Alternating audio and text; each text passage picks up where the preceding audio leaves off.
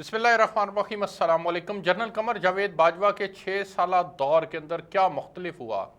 کیوں آج P T I جو ان کو تا حیات ایکسٹینشن دینے کی باتیں کرتی تھی آج ان کو غدار کہہ رہی ہے؟ کیوں پی ٹی آئی کے لوگ سوشل میڈیا کے اوپر مسلسل ان کے خلاف کمپین چلا رہے ہیں؟ کیا جنرل باجوہ واقعی غدار ہیں؟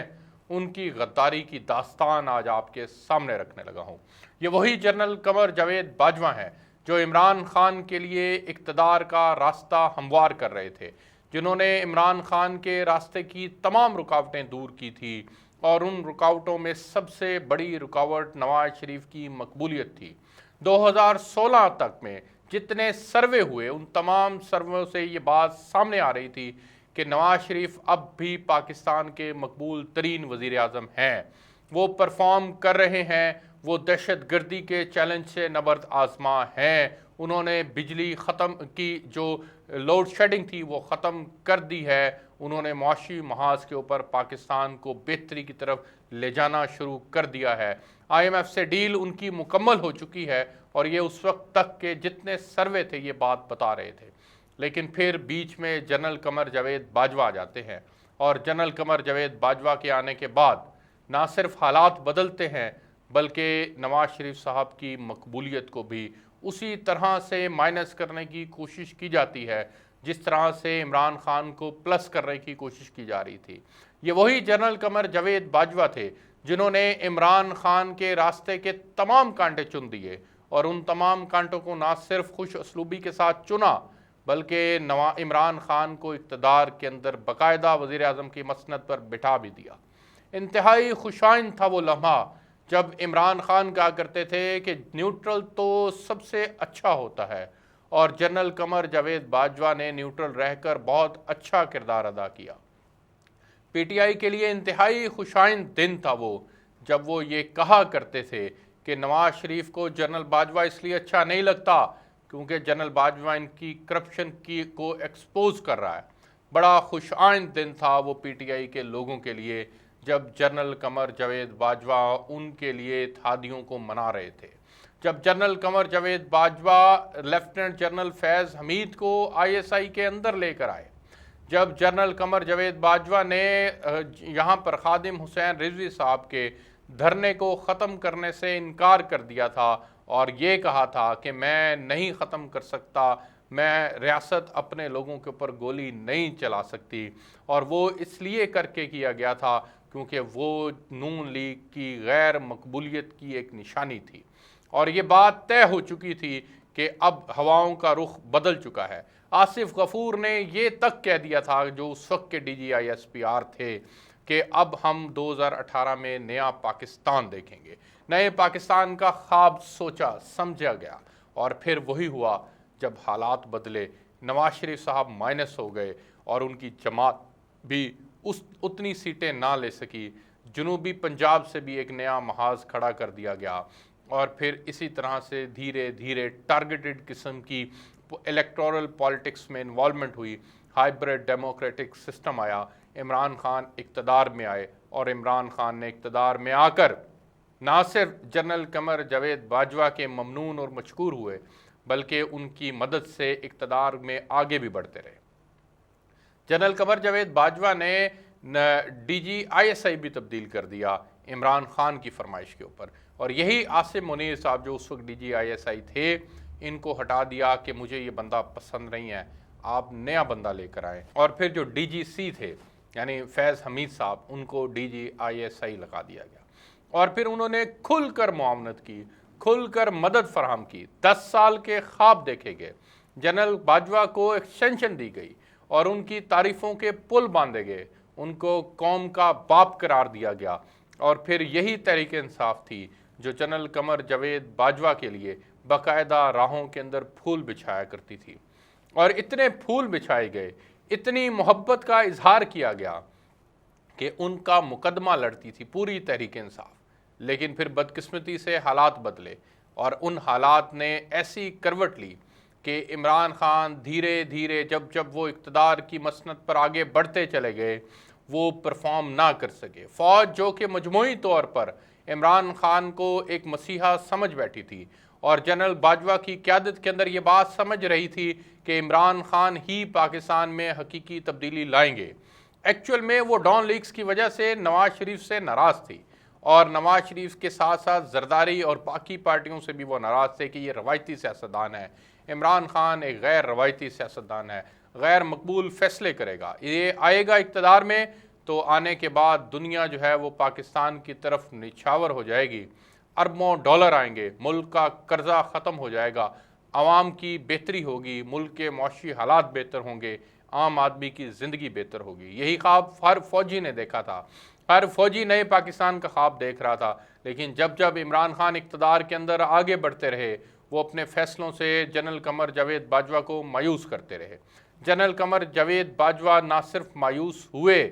بلکہ جنرل قمر جاوید باجوہ کو دنیا بھر سے شکایتیں بھی موصول ہونا شروع ہو گئی کہ یہ آدمی تو سفارتی نارمز کو جانتا ہی نہیں ہے، یہ آدمی نہیں جانتا کہ کون کیوں کر کے جو ہے وہ حالات کو بدل سکتا ہے، عمران خان تو کم از کم نہیں بدل سکتا، اس کو نہیں پتا کہ یہ کیسے اس نے بیٹھنا ہے، کیسے اس نے سفارتی محاذ کے اوپر بات کرنی ہے۔ اور پھر وہی ہوا ناظرین، بدقسمتی سے عمران خان کے جو خواب تھے وہ چکنا چور ہونا شروع ہو گئے، لیکن وہ خواب جب چکنا چور ہوئے تو اس کو بتانے سے پہلے آپ کو یہ بتاتا چلوں کہ بطور ڈی جی آئی ایس آئی فیض حمید نے نہ صرف پولیٹیشنز کو مینیج کیا،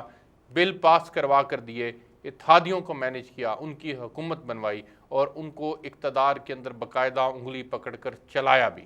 ان کی اتنی مدد کی کہ جنرل قمر جاوید باجوہ کے بغیر عمران خان کو لگا کہ میرے لیے اقتدار میں 5 سال پورے کرنا ناممکن ہو جائے گا، لہٰذا انہی کو نیا آرمی چیف لگانے کی بجائے ایکسٹینشن دو،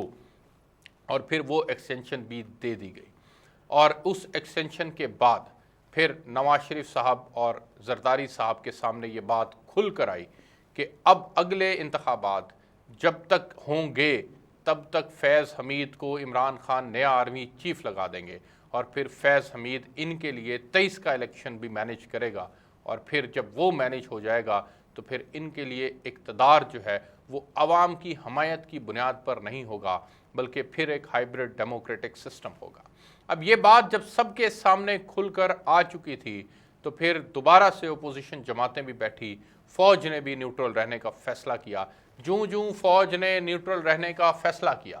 عمران خان کے نزدیک جنرل باجوہ کی اہمیت کم ہونا شروع ہو گئی، جنرل باجوہ کو وہ غدار کہنے لگ گئے، نیوٹرل کو جانور کہنے لگ گئے، مختلف پبلک تقاریب کے اندر باقاعدہ نیوٹرل کو جانور کہتے تھے وہ، اور کہتے تھے یا تم دائیں طرف کھڑے ہو یا تم بائیں طرف کھڑے ہو، یہ نیوٹرل کچھ نہیں ہوتا۔ گھر کے اوپر حملہ ہو جائے اور چوکیدار کہے میں نیوٹرل ہوں تو ایسا نہیں ہوتا۔ عمران خان اپنے آپ کو پاکستان کے لیے لازم اور ملزوم سمجھ بیٹھے تھے، اور وہ یہ سمجھتے تھے کہ یہی میرے لیے جو ہے وہ میں ہوں اور پاکستان ہے، اور میرے بغیر پاکستان آگے نہیں بڑھ پائے گا۔ لیکن پھر حالات نے ایسی کروٹ لی کہ جوں عمران خان پینک ہوتے چلے گئے ویسے ویسے جنرل قمر جاوید باجوہ بھی ان کے دل سے اترتے چلے گئے، اور جنرل قمر جاوید باجوہ اور دیگر فوج کے کمانڈرز کے دل سے عمران خان اترتے چلے گئے۔ بطور D G I S I lieutenant general Faiz Hameed بھی وہاں سے رخصت ہو گئے، اور اس کے بعد ندیم انجم آئے تو انہوں نے بھی نیوٹرل رہنے کا فیصلہ کر لیا۔ اب عمران خان کی بیساکھیاں ختم ہو چکی تھی، اور عمران خان کو اقتدار کے اندر آگے بڑھنے کے لیے فوج کی مدد حاصل نہیں تھی۔ اب وہ خود انہوں نے سیاسی محاذ کے اوپر سیاستدانوں کا مقابلہ کرنا تھا، لیکن پھر سیاستدان اور ان کے اتحادی ان کے ساتھ اسی طرح سے سرکتے چلے گئے، ان سے مائنس ہوتے چلے گئے جیسے مٹھی سے ریت سرکتی چلی جاتی ہے۔ اور پھر وہی ہوا کہ انہوں نے اپنا ایک محاذ بنا کر ایک اتحادی حکومت بنا لی، لیکن عمران خان اسٹیبلشمنٹ کے خلاف ہوتے چلے گئے، جنرل باجوہ کے خلاف اتنا سیریس ہو گئے کہ اب تو انہوں نے ان کو فرعون تک کہہ دیا، ان کے اثاثوں کو جو ہے وہ پبلک کے اندر ڈسکس کرنا شروع کر دیا، اور پاکستان کی موجودہ معاشی صورتحال میں جتنی خرابی ہوئی ہے اس کا ذمہ دار بھی جنرل قمر جاوید باجوہ کو ٹھہرایا۔ یہ تھی جنرل قمر جاوید باجوہ اور عمران خان کی کہانی۔ عمران خان کو یہ بات سمجھ آ چکی تھی کہ جنرل قمر جاوید باجوہ کے بغیر وہ اقتدار کے اندر سروائیو نہیں کر سکیں گے، اسی لیے انہوں نے پیار سے بھی سمجھایا، منت بھی کی، انہیں پبلکلی بھی سمجھایا کہ تم اپنے فیصلے کو ریورس کر لو، ہمیں تمہاری حمایت پھر سے چاہیے، آؤ تمہیں میں وہ ایکسٹینشن دیتا ہوں جو پاکستان کی تاریخ میں کسی کو ایکسٹینشن نہیں ملی۔ لیکن پھر ایکسٹینشن تک پہ بھی بات جب نہ رکی، نواز شریف صاحب اور زرداری صاحب یہ طے کر چکے تھے کہ ہم اس وقت تک باجوہ صاحب پر اعتماد نہیں کریں گے جب تک وہ اے پولیٹیکل نہیں ہو جاتے، اور پھر جب وہ اے پولیٹیکل ہو گئے، ان کو یقین ہو گیا کہ یہ پولیٹیکل ہو چکے ہیں، ادھر سے اختلاف عمران خان اور جنرل باجوہ کے درمیان بڑھتا چلا گیا، تو پھر عمران خان نے پبلک کا رخ کیا۔ عمران خان کو جب پبلک کی جانب جانا پڑا تو پبلک کی جانب سے بہت بڑا رسپانس ملا، اور اس رسپانس کو بھانپتے ہوئے عمران خان کھل کر کھیلے پھر، اور کھل کر تنقید کی، اور اتنی تنقید کی جو آج سے پہلے کبھی نہیں ہوئی، اور پھر وہی ہوا کہ آج تنقید یہاں تک ہو رہی ہے کہ باجوہ غدار بن گئے۔ محب وطن سے، قوم کے باپ سے غدار تک کا لقب جنرل باجوہ کے حصے آیا، اور آج جنرل قمر جاوید باجوہ اپنا 6 سالہ دور مکمل کر کے رخصت ہو گئے۔ ان کے دور کی مکمل کہانی ہم نے آپ کے ساتھ شیئر کی، لیکن جاتے جاتے ایک نقطہ آپ کو بتاتے چلیں کہ جنرل قمر جاوید باجوہ کی ایکسٹینشن نے نہ صرف ان کو کمزور کیا، ان کے ادارے کو کمزور کیا، بلکہ ان کے ادارے کی جو تکریم تھی، جو عزت تھی، اس کے اوپر بھی حرف آیا۔ پہلے کبھی میڈیا کے اندر ایسا نہیں ہوتا تھا کہ فوج کے خلاف بات کی جائے، فوج کا نام لے کر بات کی جائے، بلکہ ہمیشہ ڈھکے چھپے الفاظ کے اندر بات ہوتی تھی۔ لیکن پھر جنرل قمر جاوید باجوہ ہی کے دور کے اندر پہلے محکمہ زراعت کے نام سے ان کو یاد کیا جاتا رہا، پھر اور ٹرمنالوجیز بدلی، اور پھر اسی طرح سے ٹرمنالوجیز کے مختلف نام پڑھتے چلے گئے، اور پھر یہاں تک بات پہنچی کہ آج ڈائریکٹلی فوج کے اوپر بات کی جاتی ہے۔ پی ٹی آئی کے لوگ کہتے ہیں کہ یہ شعور ہے جو باجوہ صاحب کے حصے میں آتا ہے، کہ ان کی پالیسیز کی وجہ سے یہ شعور عوام کو ملا، اور عوام جو ہے وہ آج فوج کے خلاف کھل کر بات کر رہی ہے۔ لیکن میں یہ سمجھتا ہوں کہ فوج کے خلاف بات کھل کر نہیں ہونی چاہیے۔ فوج وہ باتیں ضرور ہونی چاہیے جن باتوں کے اوپر آپ کو لگتا ہے کہ آپ کے فنڈامنٹل رائٹس کمپرومائز ہو رہے ہیں، لیکن آپ کو اپنے ادارے کے متعلق جو ہے وہ کبھی بھی بدگمان نہیں ہونا چاہیے، کیونکہ شخصیات جو ہے وہ اداروں سے بالاتر نہیں ہوتی، بلکہ ادارے بالاتر ہوتے ہیں۔ آج جنرل قمر باجوہ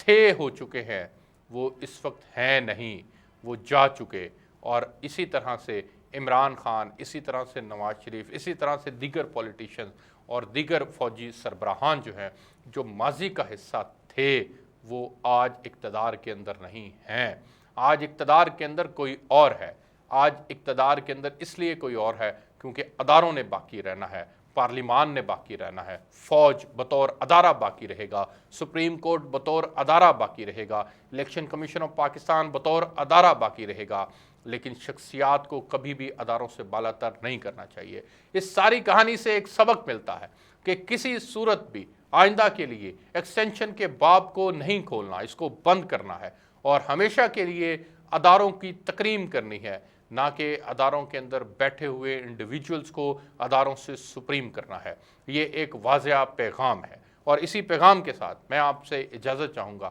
آپ کو نئے ویلوگ کے اندر فردر چیزیں شیئر کرتے رہیں گے۔ اللہ حافظ۔